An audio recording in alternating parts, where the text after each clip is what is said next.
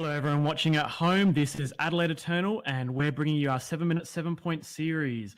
We're discussing the recent point changes. So I have with me here in the booth, Jackson McCall-Pearce. Hi, everyone. Let's go. First off, Moxon, what do you think? You're a famous zoo player, and what does that mean for you? Well, it actually didn't affect me too badly because I often played, I guess, the more budget-friendly, sort of slower zoo build with the Stoneforge Mystic package and Skull Clamp. I love it. It's strong, and in Adelaide we love to clamp, don't we?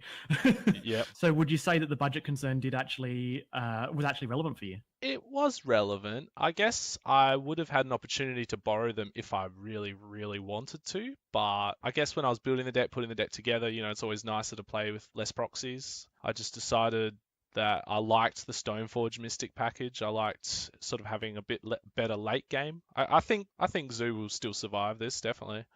It's not so linear a choice that you have to play the Moxen to be an aggro player, I guess. It's just a good point sink for these non-blue decks that when you got 2 spare points, you chuck in a Ruby or something. So in that case, what do you think about the possibility of Moxen being differentiated by color? I mean, we already know that there's a precedent with the tutor cycle, the slow tutors. You got Enlightened Tutor at 1 and Mystical at 2 and Vampiric Tutor at 3. I mean, it's not like seeing Moxen at different colors would be strange. Sure, the tutors do something completely different, but by the same token, you could say that the green Mox does something completely different from the black Mox, right? I mean, if you went elf on turn 1 and then turn 2, you get to untap with 5, play Titania, return a land, make another 5/3. It seems like that's a different effect. Yeah, I definitely agree with that. I think the main culprit for this up pointing would be Emerald.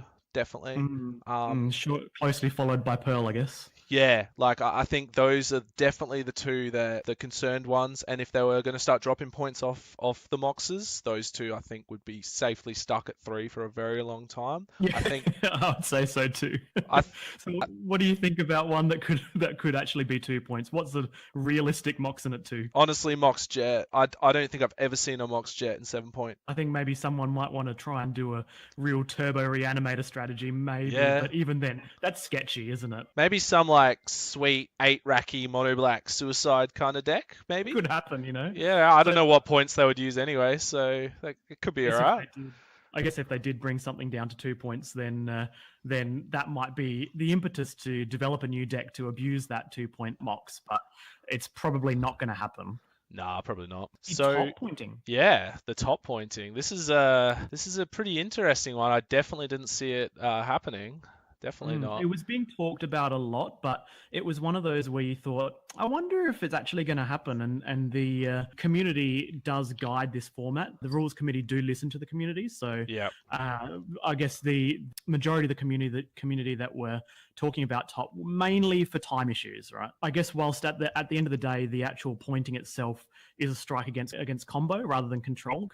But combo is very, very strong in Highlander. And I mean, it's okay for combo to be hit slightly. Yeah, I think it's definitely more abusable in some decks than others. There's definitely some decks that use it just as a card quality fixer. Like, you're going to get to late game and you can kind of fix your draws for a while, but some other decks are putting together some really broken stuff with it. Definitely there's a bit of a following, I guess, Legacy a little bit, because the top banning in Legacy was a huge one, and it's really, really shook up the meta there. Yeah, Miracles was definitely on top there. I guess here we haven't had the pointing because a deck was on top, but really the second part of the Legacy decision, which was that time issue. And there has been, a lot of positive feedback from judges indicating that top being pointed is a really good decision, because I mean, the format health is one question, but I mean, event health is another thing. And that's true. Whilst we do have so many really good top players, and I know there's a lot of top players who would be angered by this decision, but you're not the culprits. It's not here out to punish you guys, but indirectly, we those who do stick to time do get punished by the one bad top player in the room. So it is actually a healthy decision for all of our events, and I'm sure we'd all be happy to finish our tournaments a little bit earlier. Yeah, top is everyone's been in that situation where you're going against a player and every turn they're going, okay, spin top, or I don't like these. All right, I'll shuffle away this. All right, spin top again, and it really does drag sit on there a bit. forever. I don't even do it.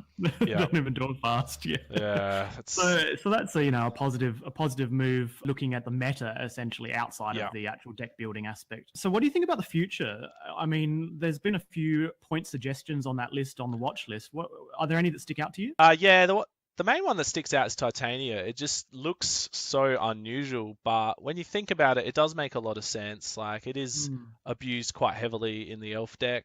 And plus, I mean, True Name Nemesis is a point. So I mean, this guy Titania, whilst it's slightly different in some aspects, it's also better in other aspects. And I guess technically Titania is right now getting an indirect point via Emerald and technically Pearl as well if you're in the Emerald Pearl camp.